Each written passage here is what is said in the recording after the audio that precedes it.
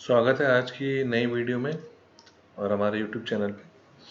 तो कुछ पुराने क्वेश्चंस चल रहे थे हमारे डिस्कस टॉपिक पे, डिसेबिलिटी पे और गिफ्टेड टैलेंटेड स्टूडेंट्स पे। तो आज स्टार्ट करते हैं।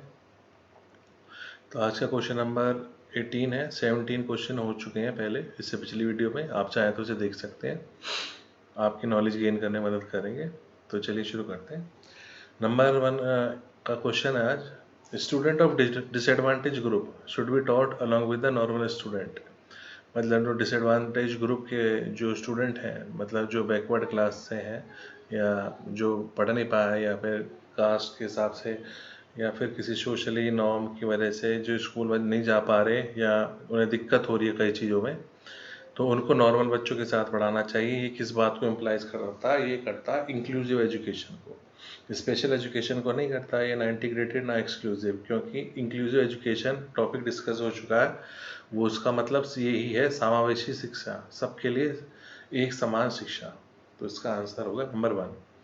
नंबर 2 देखते हैं इसमें, deficiency in ability to write associate with impaired handwriting is a symptom of, मतलब लिखने में डिसेबिलिटी आ रही है उन्हें और ये किस चीज़ से रिलेटेड है, मतलब किस बीमारी का ये लक्षण है? तो ये है डिस्ग्राफिया। डिस्ग्राफिया ही एक ऐसी डिसेबिलिटी है जिससे बच्चे की जो एबिलिटी है राइट करने की, उसमें जिसमें इम्पेयर्ड हैंड राइटिंग, मतलब कुछ शब्द लंबे लिख रहा है, कुछ छोटे लिख रहा है, तो वो सब डिस्ग्राफिया में आता है। थर्ड क्वेश्चन देखते हैं।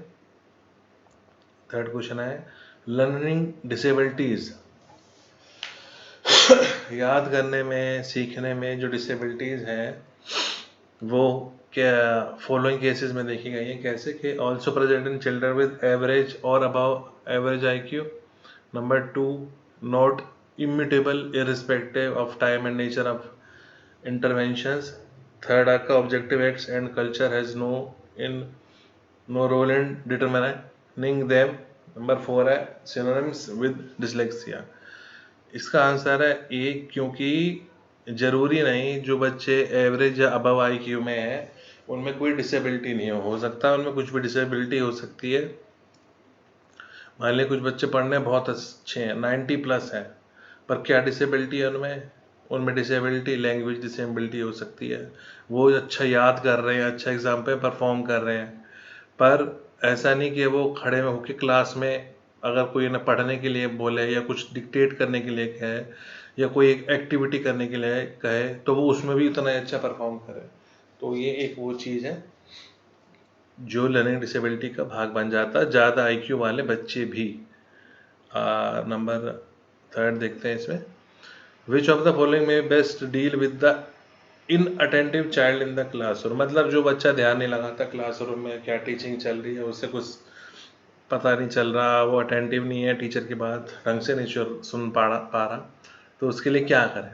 तो दिए हैं कि allow the child to stand while working, मतलब बच्चों को खड़ा कर दें क्लास में, क्या है कि भाई जब तक पढ़ाई चल रही है अटेंशन दो तुम। नंबर 2 है provide child to take frequent break to refresh his or her attention, मतलब उसको ब्रेक्स दिए जाए, जा पानी पिया, अपना अटेंशन करो, मतलब इस तरह की चीज़ें। तीसरा क्या है कि पूरी क्लास के सामने उसको फील कराया जाए कि तुम्हें याद नहीं होता, ये है वो है, ध्यान देते। या फिर चौथा, make the child sit in the most distraction reduce area, मतलब जहाँ शोर कम है, उसे सही से दिख रहा है, टीचर पूरा अपीयर हो रहा है, क्या बोर्ड पे लिख रहा है वो उसके लिए पूरा व्यूएबल है, तो बच्चे को वहाँ बैठाना चाहिए, तो बहुत उसके लिए अच्छा रहेगा और वो अटेंटिव रहेगा जो इन अटेंटिव चाइल्ड है।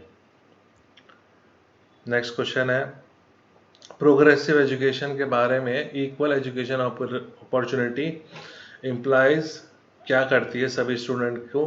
वो करती है कि नंबर 1 है be provided an education by using the same method and material without any distinction, मतलब वही जो पुरानी एजुकेशन चली आ रही है उसी तरीके से सब कुछ चलने दो, नहीं कोई मटेरियल नहीं लाएंगे। क्लासरूम जो एड्स होते हैं आजकल तो बहुत सारे चल रहे हैं, आपके लाइव स्क्रीन लग रही हैं उसमें, जिससे टीचर और अच्छे से पढ़ा पाए, तो वो सब वो नहीं करना।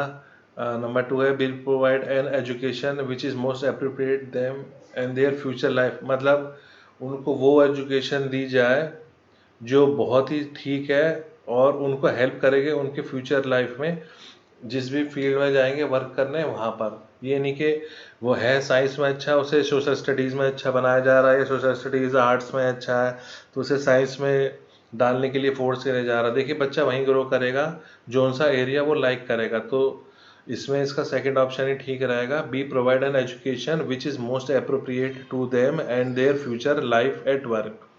मतलब जो उनके लिए बहुत अच्छी है वो अच्छे से कर पा रहे हैं, और फ्यूचर लाइफ के लिए और उनके आगे जो काम करेंगे उसमें हेल्प करेगी। थर्ड और फोर्थ नहीं होगा, क्योंकि वो बता रहे हैं कि इसमें कास्ट का सिस्टम इन्होंने डाल दिया कि receive equal education irrespective of their caste, be allowed to the prove their capability after receiving an equal education.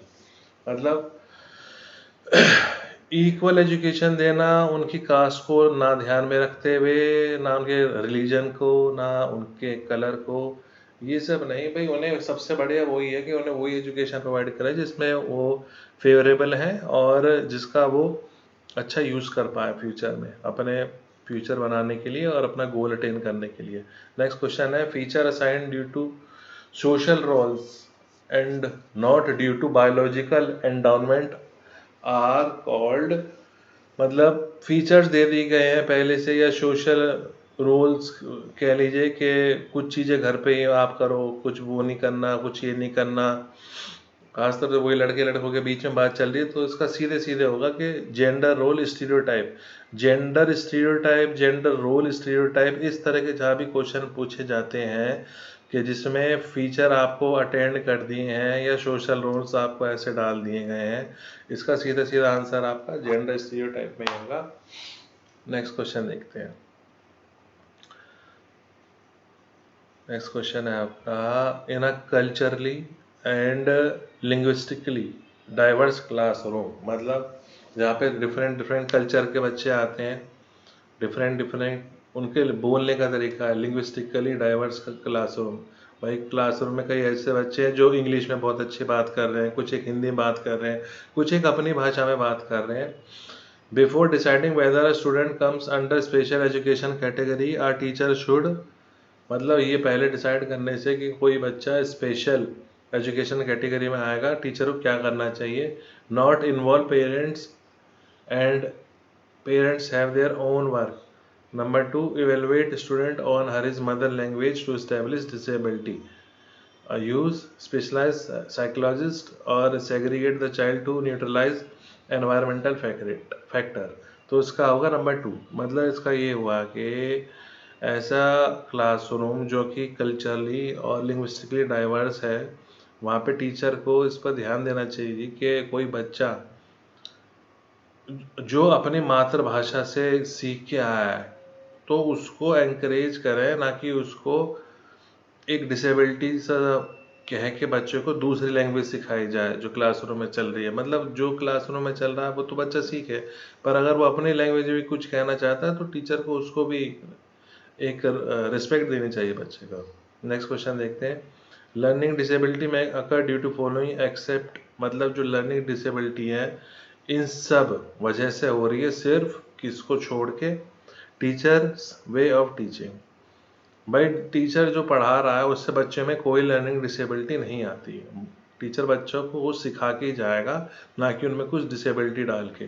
Disabilities का शायद कुछ क्योर वो कर दे, या कुछ बच्चे को कहीं गलती आ रही है उसको ठीक कर दे, पर टीचर की वजह से बच्चे में कोई लर्निंग डिसेबिलिटी नहीं आती।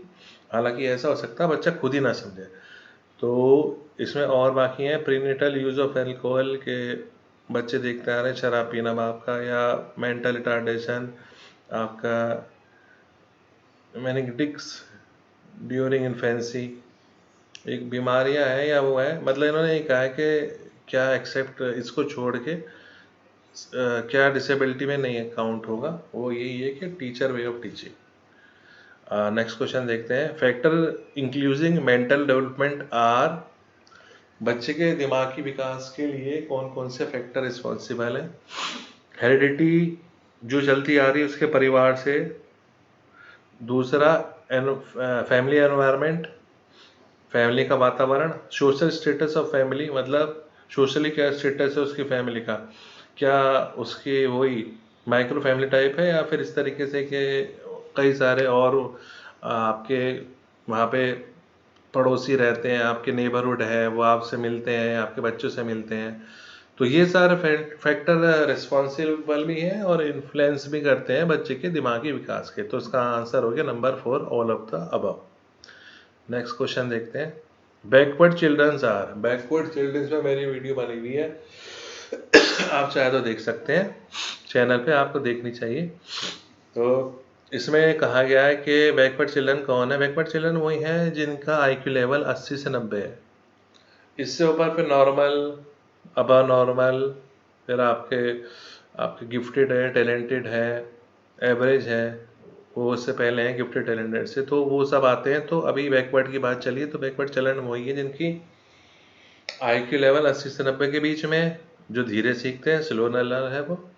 3 मेंटली सीखें, कुछ हो सकता है क्या कुछ बिहेवियर उनका मेंटली एडजस्टेड ना होता हो, person having maladjusted behaviour change हो और अच्छे से वो डील नहीं कर पाते हैं। तो ये सारे अबव कैरेक्टर्स हैं, इसका भी आंसर है ऑल ऑफ द अबव। अगले क्वेश्चन को देखते हैं। क्रिएटिविटी, क्रिएटिविटी जो है वो क्या करती है,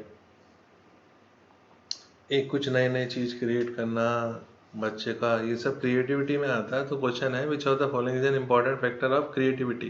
क्रिएटिविटी का इंपॉर्टेंट फैक्टर क्या है? फ्लेक्सिबिलिटी। भाई जहाँ क्रिएटिविटी होगी वहाँ फ्लेक्सिबिलिटी भी होगी। जैसे जितना आप फ्लेक्सिबल होंगे उतने ही आप क्रिएटिव हो जाएंगे। आप नए नए आइडियाज़ अपने दिमाग में लेंगे। कोई अगर आपका दिमाग फ्लेक्सिबल नहीं है या फिर आपकी सोच फ्लेक्सिबल नहीं है, आप नए थॉट्स, नए आइडियाज़ अपने दिमाग में नहीं लाएंगे, मतलब बाकी जो ऑप्शन आप देखो, फ्लुएंसी, डिसिप्लिन, ओरिजिनलिटी, मतलब आप बहुत ज़्यादा डिसिप्लिन में रहते हैं, इसका मतलब ये नहीं आप क्रिएटिव हैं। कुछ बहुत लेजी पर्सन भी होते हैं पर वो इतने क्रिएटिव हैं क्योंकि उनके दिमाग नए आइडियाज़, नए नए व्यूज़, नए नए थॉट्स डालता है और उनके दिमाग में उसके थ्रू वो फ्लेक्सिबल होते हैं, और वही क्रिएटिविटी का इम्पोर्टेंट फैक्टर भी है। अब इंक्लूसिव एजुकेशन के लिए एक सवाल और आया है इसमें ऊपर, इसको और देखेंगे। इंक्लूसिव एजुकेशन के लिए क्या क्या है भैया, है celebrates diversity in the classroom, ये इसका आंसर भी होगा। बाकी मैं पढ़ता हूँ आपके लिए। डाइवर्सिटी मतलब एक ऐसा क्लासरूम जिसमें हर समावेशी एरिया से बच्चे आए हैं, किसी भी कास्ट से, रिलीजन से, कलर से, उनको कोई मतलब नहीं है, सब एक साथ आए, सब साथ बैठेंगे। ये इंक्लूसिव एजुकेशन का मेन मोटो भी है। और नंबर 2 है एनकरेजेस स्ट्रिक्ट एडमिशन प्रोसेस, ये नहीं है। Strict admission process inclusive education में नहीं आएगा क्योंकि ये सबके लिए एजुकेशन है, ये नहीं कि कुछ एक आपके कास्ट या कुछ एक ऐसा वेल डेवलप्ड एरिया जो काफ़ी अमीर है, सिर्फ उन्हीं के बच्चे नहीं पढ़ेंगे, सबके बच्चे पढ़ेंगे, चाहे वो किसी भी रिलीजन, कास्ट और मॉनेटरी बैकग्राउंड से आते हो। नेक्स्ट देखेंगे हम इसमें।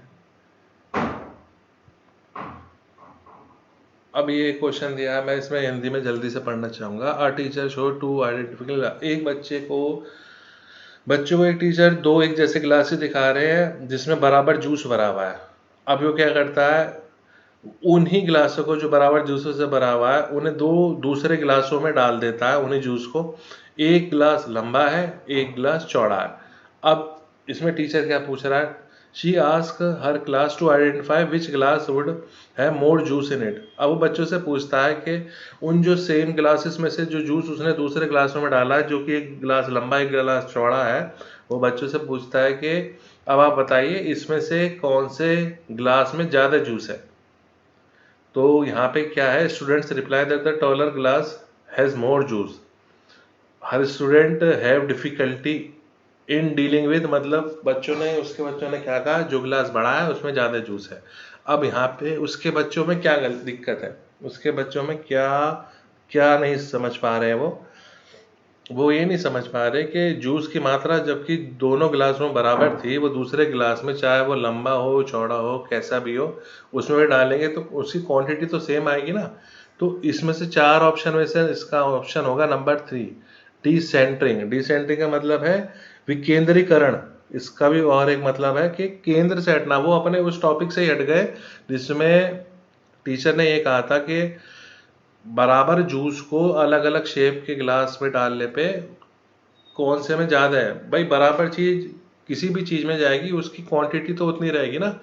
तो बाकी 3 ऑप्शन को छोड़ते हुए, जो कि एकोमोडेशन है, इकोसेंट्रिज्म है या फिर रिवर्सिबिलिटी, इसको छोड़ते हुए आंसर रहेगा डिसेंट्रिक। अगली चीज देखेंगे,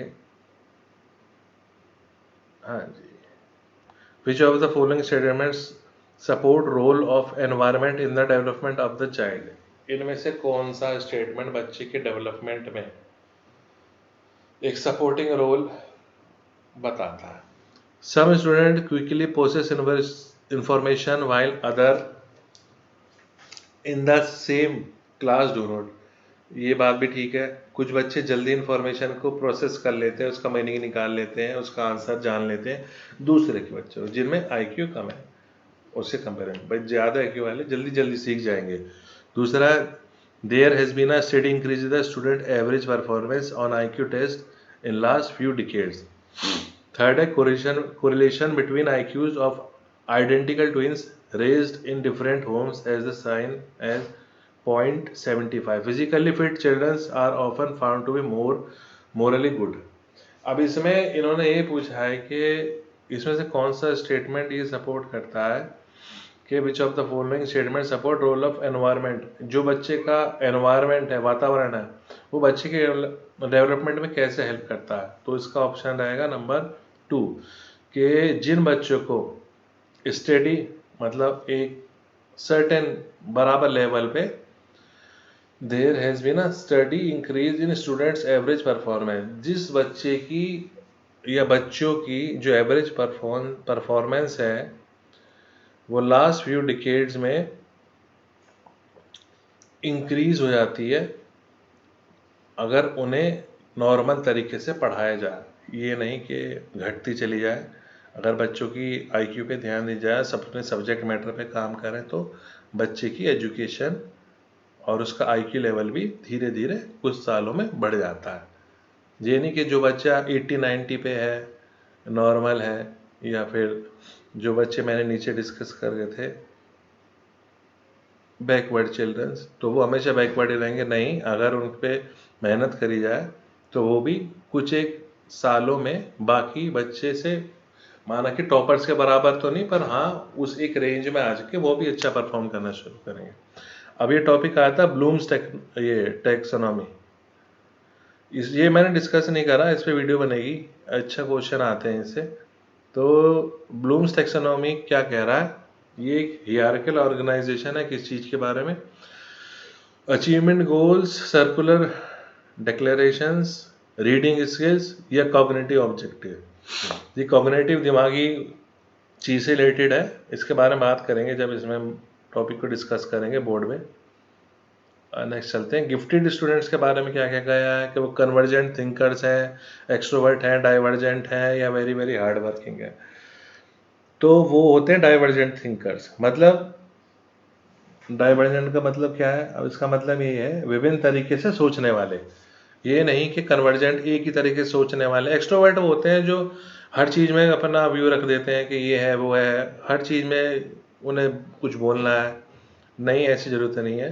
वो ना बहुत ज़्यादा वेरी वेरी हार्ड वर्किंग होते हैं, ये भी नहीं कह सकते। वो एक ऐसे बच्चे हैं, गिफ्टेड बच्चे, जिन्हें कई तरह के तरीके आते किसी भी एक प्रॉब्लम को सॉल्व करने के, वो आते हैं आपके डाइवर्जेंट थिंकर्स। अब नेक्स्ट देखते हैं, अब इंक्लूसिव एजुकेशन के बारे में। Inclusive school reflects on all of the following questions except. सारी बातों पे इंक्लूसिव एजुकेशन कुछ ना कुछ रिफ्लेक्ट करता है, सिवाय do we believe that all student can learn. हाँ जी, इंक्लूसिव एजुकेशन में ध्यान देना ही है कि सब बच्चे को एक समान सीख सकते हैं और याद कर सकते हैं। हालांकि गिफ्टेड जल्दी कर लेते हैं, उस चीज़ को भी एक तरफ रख के ये ध्यान देना है कि सब बच्चे लर्न कर सकते हैं। नंबर 2 आ गया, do we work in teams to plan and deliver learning enabling environment. हाँ जी, हम टीम के थ्रू भी करके प्लान करके डिलीवर एक अच्छी एजुकेशन एनवायरनमेंट उन्हें देख सकते हैं। Number 3, do we properly segregate special children from normal to provide better care. ये इसका आंसर होगा। हमें कुछ एक एफर्ट दिखाने पड़ेंगे, कुछ प्रॉपरली सेग्रीगेट करना पड़ेगा स्पेशल चिल्ड्रंस को फ्रॉम नॉर्मल्स थोड़ा सा कि उनकी अच्छी एजुकेशन दी जाए।